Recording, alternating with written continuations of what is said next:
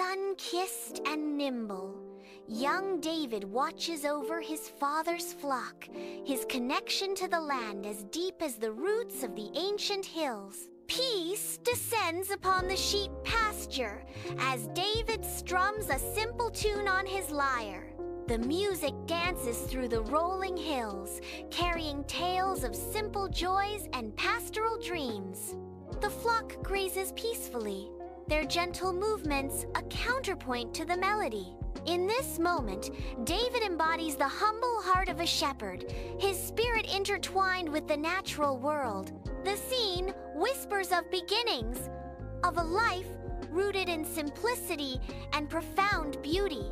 In his sparsely furnished home, Samuel's worry-etched face reflects the turmoil brewing within him. Sunlight streams through the window, casting shadows as Samuel clutches a worn scroll, his hands trembling with apprehension, his brow furrowed.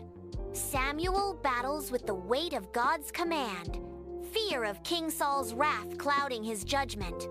Lost in thought, Samuel's gaze fixes on the ground, searching for answers in the silence. Troubled by the divine decree, Samuel wrestles with his fear of the king's reaction, his face a mask of inner conflict.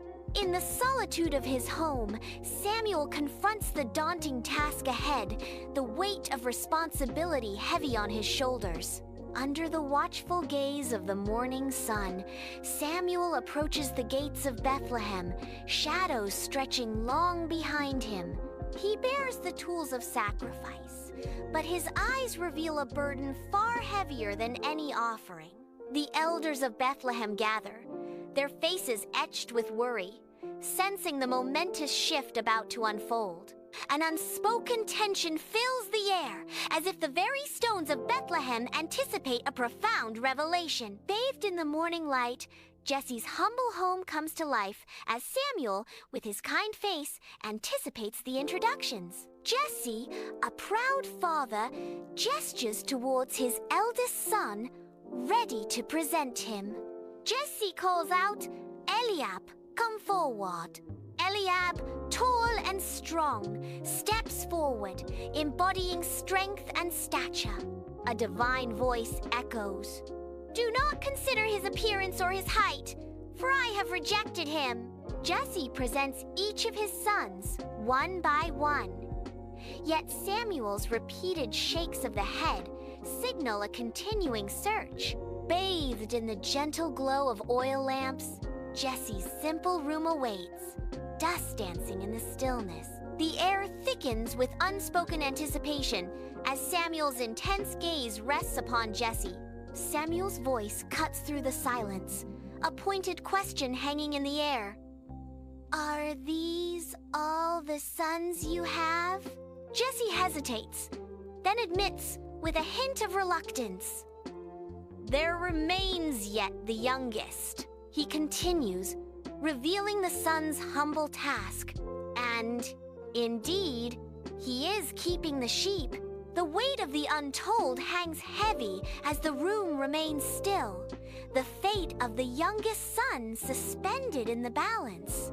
Dust swirls around the lone messenger as he arrives at the sprawling sheep pasture. The messenger's voice cuts through the quiet pasture, echoing with urgency. He shouts, "David! I'm looking for David!" The quiet pasture remains, awaiting David's response. Silence hangs heavy as the messenger searches for any sign of David. David steps into Jesse's home, his arrival marked by an undeniable presence. He stands apart from his brothers, a beacon of quiet strength amidst them. His very presence commands attention, setting him apart. A voice echoes through the house. "Arise! Anoint him, for this is the one!" The divine decree hangs in the air, solidifying David's destiny. A moment of destiny unfolds, forever changing the course of his life. Samuel delicately raises the horn of oil, the light catching its polished surface. He moves toward David, a figure among his kin, poised for transformation. Oil cascades over David's head, marking him as the chosen one. A profound shift ripples through David as the Spirit of the Lord descends. The room crackles with divine energy, sealing David's destiny. Samuel strides away from Bethlehem, a lone figure silhouetted against the radiant sun. David watches Samuel depart, his gaze lingering before turning back to the waiting flock. The townspeople murmur, their voices hushed with a blend of awe and trepidation. A palpable shift hangs in the air, as if Bethlehem itself senses the dawn of a new era.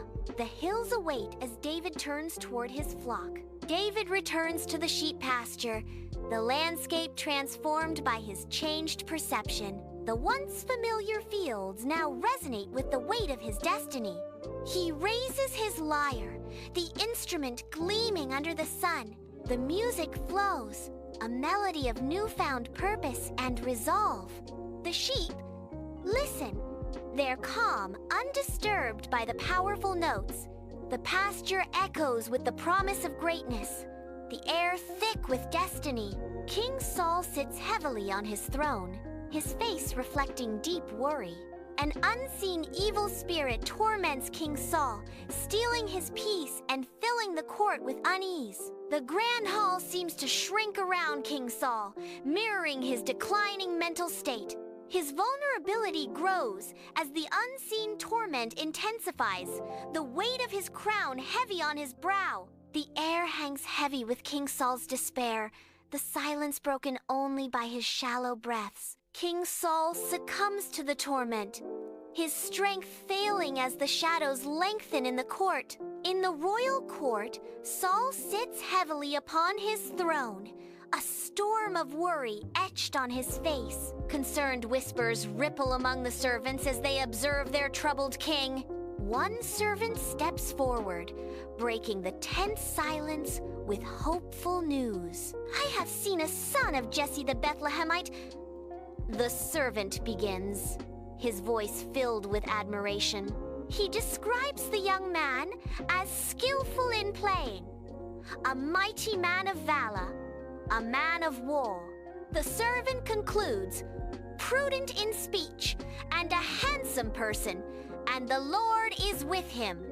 Under the relentless sun, David journeys on the road to Gibeah, his every step echoing with anticipation and uncertainty. Gifts fit for royalty weigh in his hands, his mind consumed with the impending meeting with Saul. The intense sun casts long dancing shadows that mirror the turmoil within him. His gaze remains fixed on the horizon, where destiny and doubt converge. With each stride, he nears his fate, the road to Gibeah stretching endlessly before him. David steps into King Saul's court, a figure of humble resolve amidst royal grandeur. David approaches King Saul, lyre in hand, ready to weave a musical tapestry. The melody cascades through the hall, a soothing balm washing over King Saul, easing his tormented spirit. An evil spirit retreats, banished by the enchanting strains of David's lyre. Saul's gaze locks onto David, captivated by the young musician's talent. Torches flicker, painting the court in shadows as David stands tall beside King Saul. Saul, burdened by the crown, leans heavily on his spear, his face etched with weariness. David offers a comforting look, his youthful strength a stark contrast to Saul's aged weariness. With a gentle hand, David adjusts Saul's armor, a silent promise of protection and loyalty. In the heart of the palace, a quiet understanding blooms between them, a bond forged in destiny's crucible. Under the vast expanse of the night sky, David walks among his flock, each step measured and thoughtful. He halts, his gaze drawn upwards to the stars, each a distant beacon in the inky blackness. His mind drifts back to the anointing, the sacred oil, and the heavy crown destined for his brow.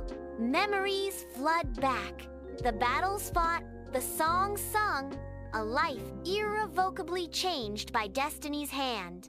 A silent question hangs in the cool night air.